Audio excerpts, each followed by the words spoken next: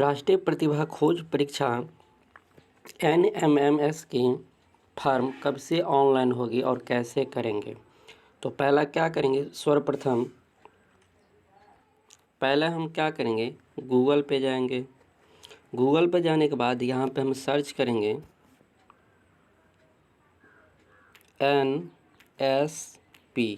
NSP, फिर इसको click करेंगे तो यहाँ पर जो फर्स्ट ऑप्शन आएगा नेशनल स्कॉलरशिप पोर्टल, इसको पहले हम टच करेंगे।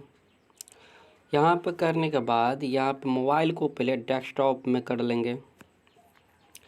देखो यहाँ पर करने के बाद यहाँ पे ऊपर में देखेंगे हम, ऊपर में ये यहाँ पे पहला ऑप्शन क्या कर रहा है, न्यू रजिस्ट्रेशन, दूसरा है लॉगिंग, ठीक ना। तो न्यू रजिस्ट्रेशन पर हम जाके क्लिक करेंगे।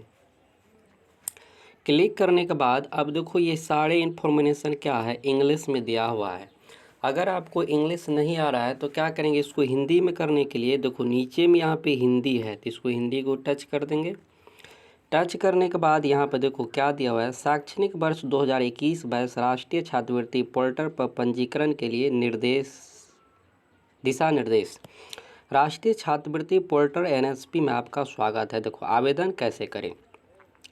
पहली बार छात्रवृत्ति के लिए आवेदन करने वाले छात्र नए छात्र को छात्र पंजीकरण फॉर्म में अपने दस्तावेज पर मुद्रित स्टिक और प्रमाणित जानकारी प्रदान करके पोर्टल पर नए आवेदन के रूप में पंजीकरण करने की आवश्यकता। पंजीकरण की तारीख को 18 वर्ष से कम आयु के छात्रों के माता पिता अभिभावक द्वारा पंजीकरण फॉर्म भरना आवश्यक है। दूसरा, पंजीकरण प्रक्रिया शुरू करने से पहले छात्र अभिभावक को सलाह दी जाती है कि निम्नलिखित दस्तावेज को संभाल के रखें। पहला, छात्र के शैक्षणिक दस्तावेज। दूसरा, छात्र बैंक खाता संख्या और बैंक शाखा का IFSC कोड।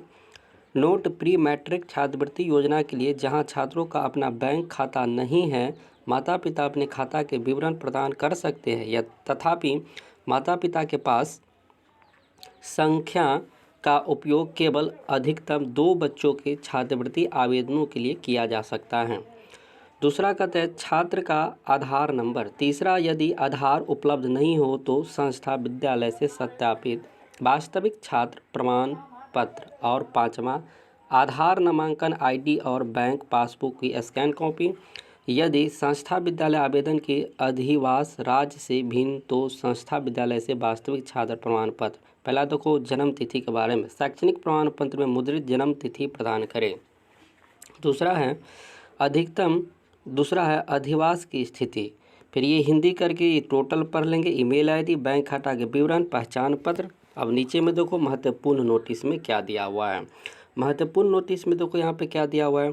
पहला करें आवेदन जमा करने के बाद NSP पोर्टल में लॉग इन करने के लिए फिलअप लॉगिंग ID और पासवर्ड दिए मोबाइल नंबर पर भेजा जाएगा। यदि पासवर्ड प्राप्त नहीं होता है तो लॉगिंग पेज पर पासवर्ड भूल जाने के लिए विकल्प का उपयोग किया जाएगा। दूसरा देखो यहाँ पर कर रहे हैं, छात्र के सलाह दिए जाते हैं कि वे अपने छात्रवृत्ति आवेदन में समक्ष पदाधिकारी द्वारा आय प्रमाण पत्र के अनुसार वार्षिक पारिवारिक आय प्रदान करें। अगला करा आवेदक माता पिता अभिभावक द्वारा वचन नौवाली के मामले में देखो मैं निम्नलिखित सहमति हूँ। पहला देखो यहाँ पे मैंने पंजीकरण की दिशा में निर्देशों को पढ़ और समझ लिया पंजीकरण के लिए।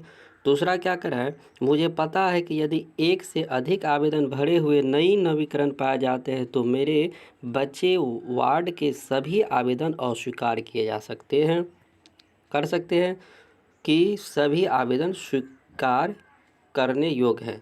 तीसरा देखो यहाँ पे क्या करें, मुझे पता है कि मेरे बैंक खाते के विवरण प्रक्रिया के प्रावधानों के अनुसार नियत प्रक्रिया के बाद केवल एक बार बदला जा सकता है।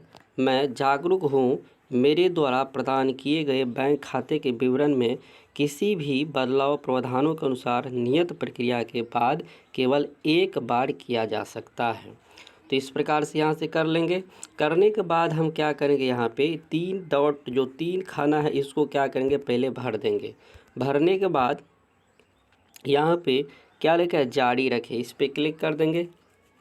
क्लिक करने के बाद अब देखो यहाँ पे पहला देखते हैं, पहला क्या क्या है, स्टेट ऑफ डोमिसाइल। आप जिस स्टेट से है उस पे यहाँ पे क्या करेंगे कि उसको क्या करेंगे यहाँ पे भर लेंगे। फिर देखो यहाँ पे क्या करें, जो जो दिया हुआ है इसको करने के बाद फिर यहाँ पर कैप्चा भरेंगे, फिर न्यू रजिस्ट्रेशन पर जाके इसको हम क्लिक करेंगे फिर इसके बाद आगे खुलेगा। इसी प्रकार से हम भर सकते हैं।